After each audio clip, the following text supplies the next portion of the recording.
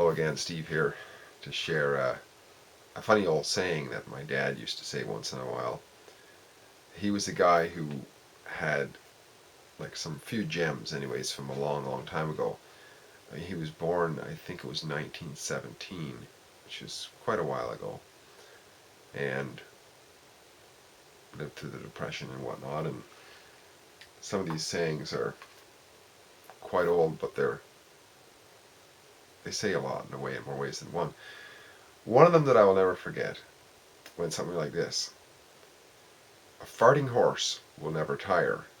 A farting man is the man to hire. Now,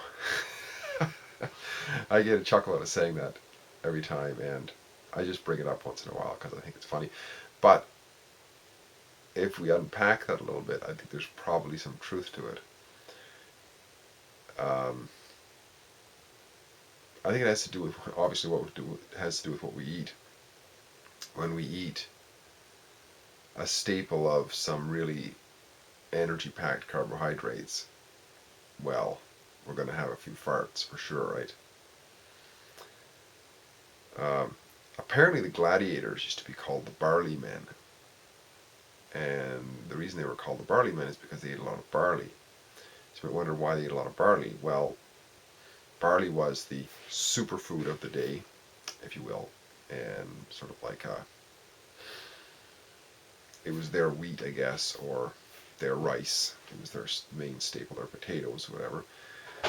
And if they get enough of it in there, they could become really strong, and therefore they could sort of live to fight another gladiator sport event.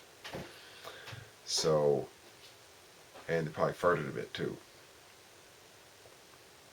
So maybe there is some truth to this. Um, Although, if you watch that Seinfeld episode where Kramer gives the horse a bunch of beefaroni, that was probably the wrong kind of fart. I suppose it'd be better that the horse would be on some barley or something like that. I don't know. I think it just has to do. It's just an old saying that, basically somebody who's eating a hearty meal has got some energy behind them. It's what you want in a horse. And in those days, of course, in a man, you wanted a working man if you're going to hire him. So he wanted him nice and strong. So I guess what it really says is, prepare ourselves accordingly for whatever we go through in our day. You know, if we're going to have to do a lot of work, we want to eat a certain hearty meal. If we're going to need a lot of concentration, maybe we need a lot of sleep or a good night's sleep. If we are going to do a sales presentation, we're probably best to dress our best and so on. That's probably a lesson we can take from these farting horses and farting men. Is the fart to the man and the horse is kind of like the black smoke coming out of a semi when it's working really hard, or a train. And it's kind of like that really good tie on the businessman, or that wonderful night's sleep for somebody who really has to work quite a bit, or that good cigarette for somebody who's really got to think smartly when they're writing a book. Not too great for the health, perhaps, but perhaps it sparks them up, or that really good cup of coffee in the morning. I'm not endorsing all this stuff. I'm just saying it's just examples of what it is that works for us.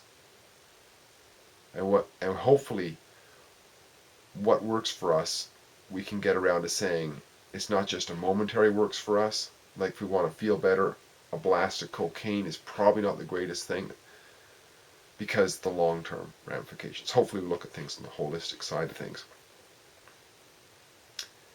And I don't know about you, but I've never heard of too many people dying from long-term effects of a few farts.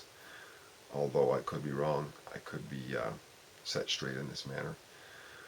But it's a bit of a ramble anyways, but I just thought it was kind of funny to share, and maybe there's a lesson to it. A farting horse will never tire.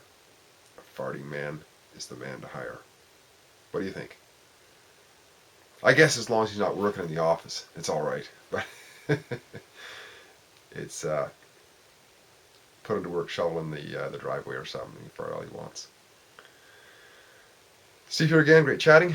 Talk again soon. Bye for now.